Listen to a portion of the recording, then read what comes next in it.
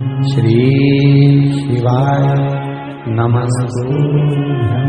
इस भारत की भूमि पर, इस मृत्यु लोक में, पूरे विश्व में ऐसे कई घर हैं जिनके घर में गुजारा करने के भी आफत है।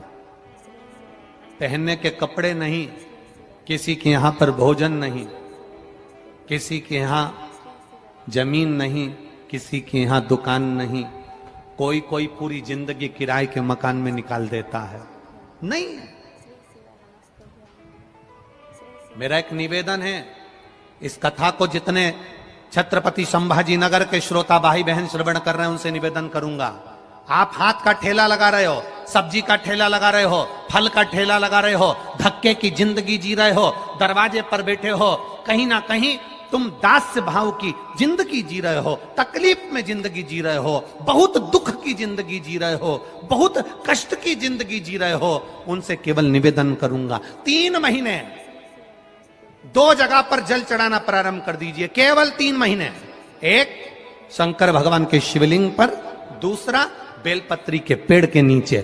2 जगह पर जल चढ़ाना 3 महीने लगातार चालू कर दो, बाबा तुम्हारा हाथ पकड़कर तुम्हें उन्नति की सीढ़ी पर चढ़ा देगा। हमें कोई चमत्कार करना नहीं आता, और ना हम कोई तंत्र विद्या या मंत्र विद्या जानते हैं, ना हमारे पास में बेल है, ना हमारे पास में भभूति है। हमारे पास में तो केवल शिव का नाम है। आप श्री शिवाय नमस्तुभ्यम बोलो, ओम नमः शिवाय बोलो, नमः शिवाय बोलो, चाहे महामृत्युंजय मंत्र बोलो, उसका स्मरण करते करते भगवान शंकर के शिवलिंग पर जल, और उसी पात्र में जो जल तुमने शंकर जी को चढ़ाया है उसमें से बचा हुआ थोड़ा सा जल बेलपत्री के पेड़ के नीचे चढ़ाना प्रारंभ कर दो। अलग से बेलपत्री के पेड़ के नीचे चढ़ाने के लिए अलग से लोटा भर के जल जरूरत नहीं पड़ेगी। जो तुमने शिव जी को जल चढ़ाया,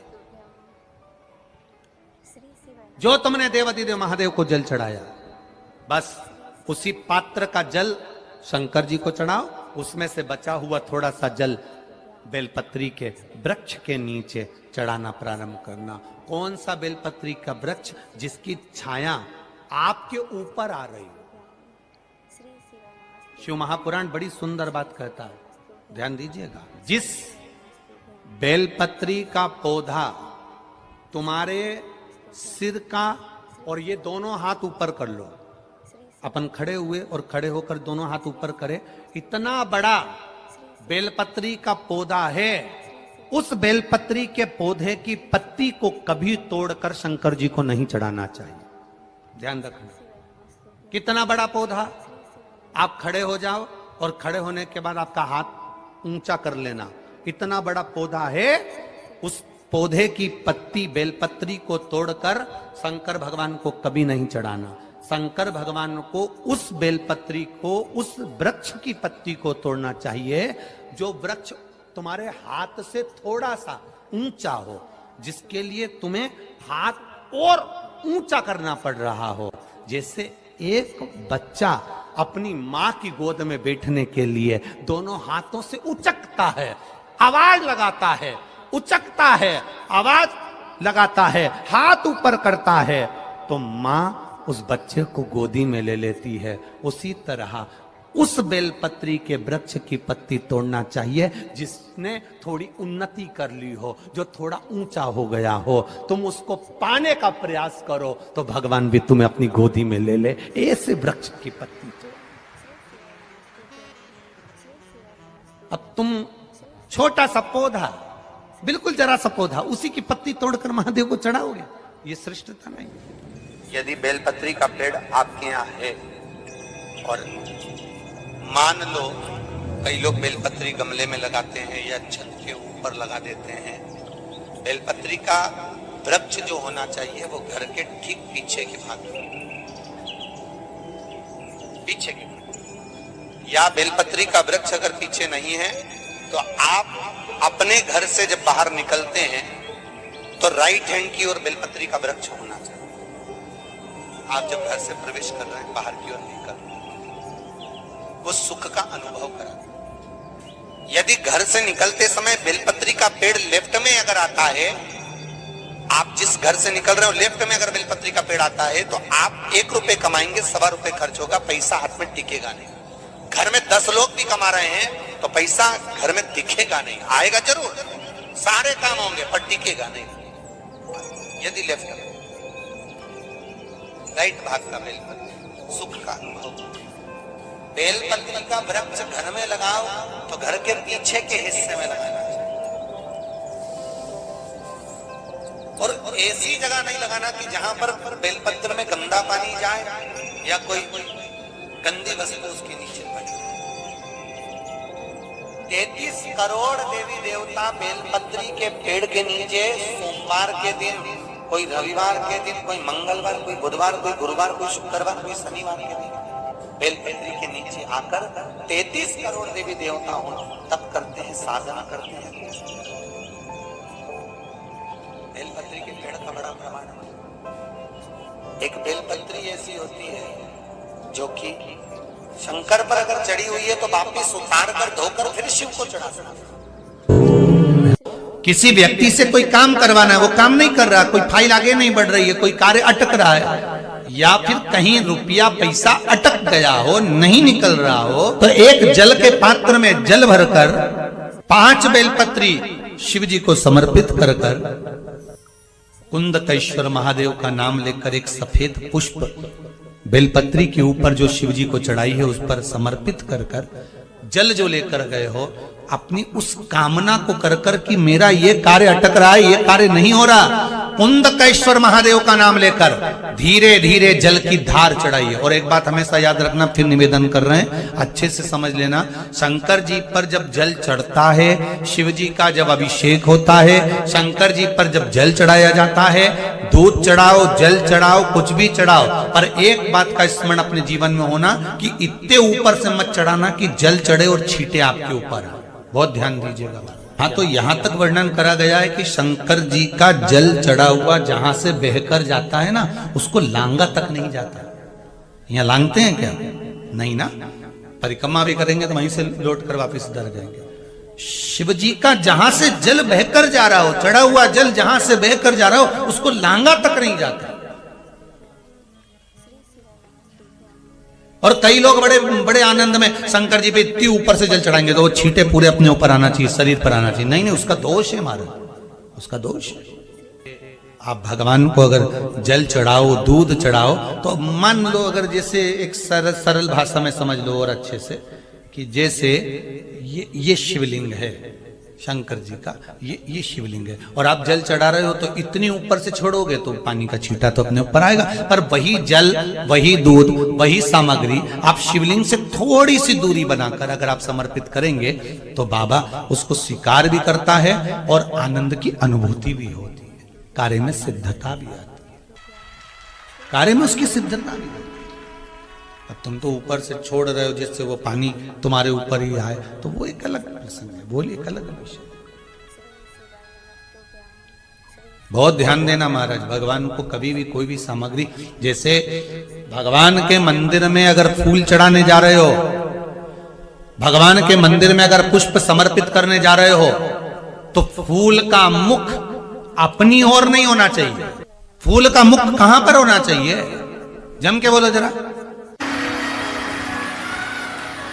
कौन कहता है कि रुद्राक्ष के साथ तुलसी मत पहनो, तुलसी के साथ रुद्राक्ष मत पहनो? कौन सी पुराण में लिखा, कौन से शास्त्र में लिखा, कौन से वेद में लिखा, किस जगह पर लिखा, शिव महापुराण के कौन से अध्याय में लिखा, कौन से स्कंद पुराण में, लिंग पुराण में, नर्मदा पुराण में, कुर्म पुराण में, ब्रह्म वैवर्त पुराण में, नरसिंह पुराण में, नारद पुराण में, कौन से पुराण में लिखा कि तुलसी की माला के साथ रुद्राक्ष नहीं होना चाहिए, रुद्राक्ष के साथ तुलसी नहीं होना चाहिए? कहां लिखा है? ये दुनिया के लोगों ने भ्रम पैदा कर दिया, दुनिया के लोगों ने भ्रम पैदा कर दिया। तुलसी के साथ रुद्राक्ष मत पहनना, रुद्राक्ष के साथ तुलसी मत पहनना।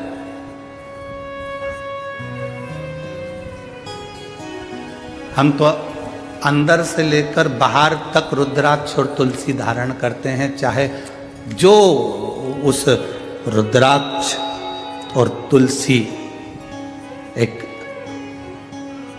वो कहते हैं ना कि भगवान को भोग लगाओ ना तो उसमें तुलसी का दल डालना जरूरी है। बिना तुलसी के भगवान भोग स्वीकार करते हैं क्या? जम के बोलो जरा। नहीं, जब बिना तुलसी के भगवान भोग स्वीकार नहीं करते तो तुम्हारे तन पर तुलसी की माला नहीं होगी मरते समय, तो तुम्हें स्वीकार करेगा? करेगा नहीं।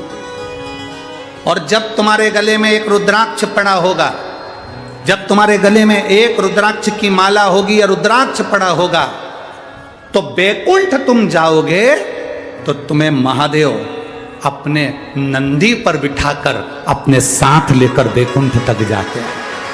केवल ऐसे ही पैदल चलकर बैकुंठ नहीं चले जाओगे, तुम्हें महादेव नंदी पर बिठाकर, नरसिंह भगत की कथा आती है लेकर गए, नामदेव जी की कथा आती है, औंडा नागनाथ में भगवान शंकर नामदेव जी के लिए प्रकट होकर उनके गले में रुद्राक्ष डालकर गए। पंडरनाथ की कथा आती है, जब देवाधिदेव महादेव मिलने के लिए हरि विठ्ठल से आए तो भगवान शंकर ने देखा, भगवान नारायण ने देखा, हरि विठ्ठल ने देखा, पहला वार करी, पहला जिसने वारी करी वो पहला वार करी थे भगवान शंकर। जब दरवाजे पर आए तो शिव जी प्रसन्न, भगवान नारायण प्रसन्न थे, उन्होंने अपने गले की तुलसी की माला निकालकर स्वयं शंकर भगवान के गले में डाल दी। तुम में भेद, हम में भेद, संसार में भेद हो सकता है, पर परमात्मा में कभी भेद नहीं हो सकता। ये तो दुनिया के लोगों ने अपने अपने एक स्त्रोत बना रखे हैं। राम जी, शंकर जी के मंदिर मत जाना, शंकर जी का प्रसाद मत खाना, शंकर जी के मंदिर में जल मत चढ़ाना, शंकर जी को स्त्री स्पर्श नहीं करे। अगर शंकर जी को स्त्री स्पर्श नहीं करे तो पार्वती क्यों शिव जी की पूजन करे?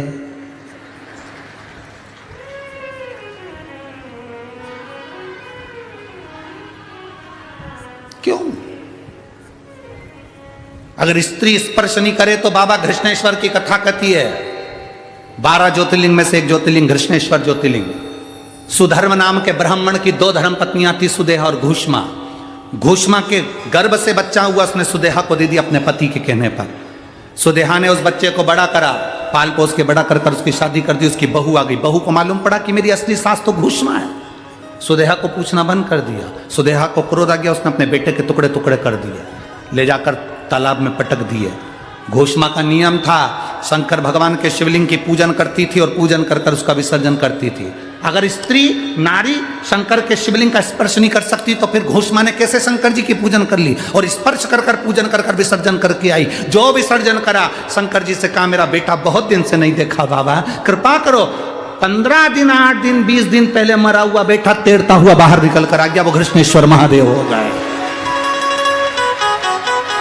वो घृष्णेश्वर महादेव हो गए। जरा विचार करिए, कौन कहता है कि नारी शिव जी का पूजन नहीं कर सकती? माता सीता ने शंकर भगवान का पूजन करा, माँ कौशल्या कैकेयी सुमित्रा शिव जी का पूजन करती हैं, माता यशोदा शंकर का पूजन करती हैं, यशोदा जी की माँ भगवान कृष्ण की नानी पाटला देवी शंकर जी का पूजन करती हैं, राजा जनक